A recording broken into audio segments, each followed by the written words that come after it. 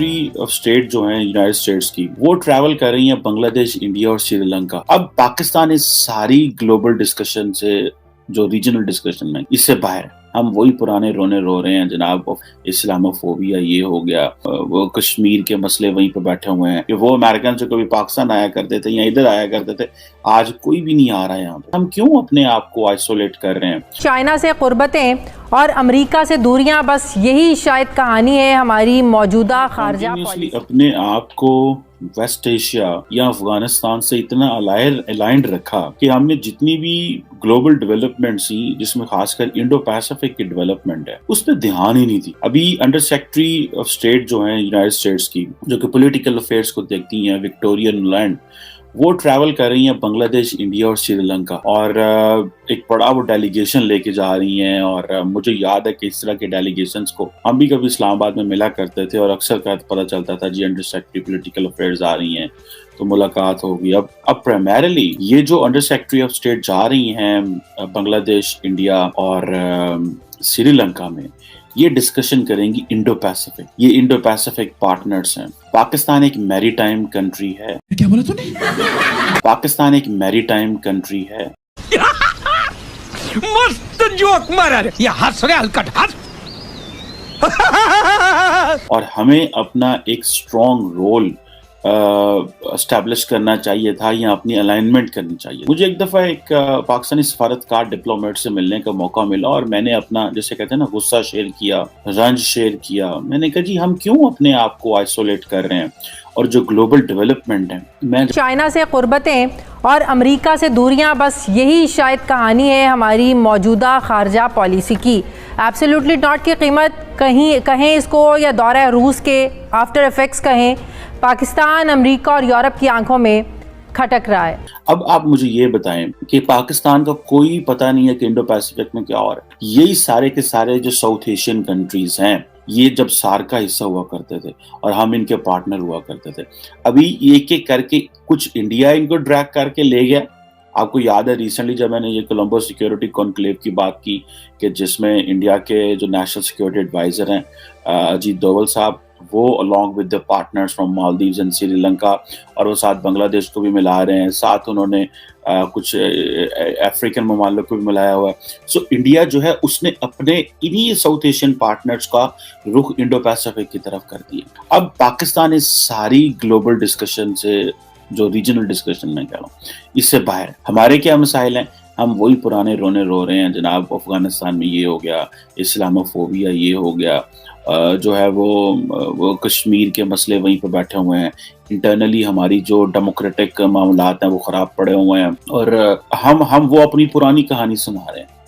اور ادھر وہ جو انڈیا کا تو خیر ملٹی لیٹرل ریلیشن شپ ہے ہی ہے، بنگلہ دیش جو ہے وہ آئی ٹی میں وہاں پہ انویسٹمنٹ جو امریکنز کر رہے ہیں، اس کے ساتھ ساتھ جو ہے وہ جیسے بزنس پارٹنرشپ جو ہے وہ بنگلہ دیش کے ساتھ جو ہے وہ اپنی انہینس کر رہے ہیں، because at the end of the day Americans understand کرتے ہیں کہ ہمیں چائنا کا جو زیادہ انفلوئنس ہے اس کو انڈیا کے ساتھ مل کے بنگلہ دیش میں کم کرنا۔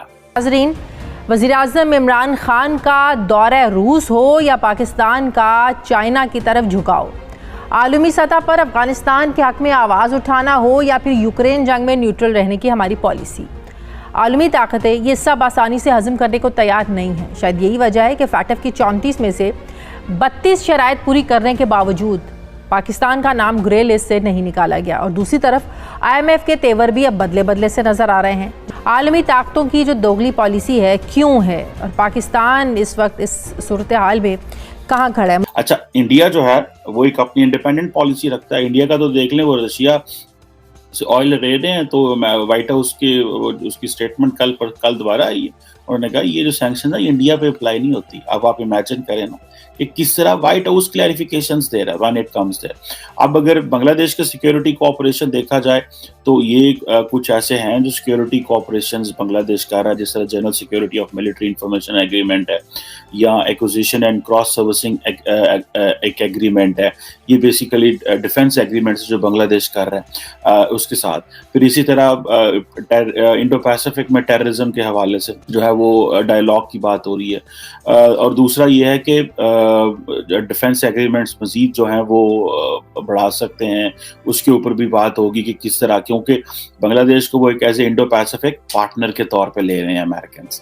جب آپ ان کو انڈو پیسفک پارٹنر کے طور پہ لیں گے تو آپ کو وہ انویسٹمنٹس بھی کریں گے. آپ ریسنٹلی آپ کو یاد ہے جو امریکہ کے former secretary of state Mike Pompeo تھے, وہ جاتے جاتے آئی تھنک مالدیوز میں بھی اپنی جو ایمبیسی کھول گئے تھے, وہاں پہ ان کی ایمبیسی نہیں تھی آئی تھنک.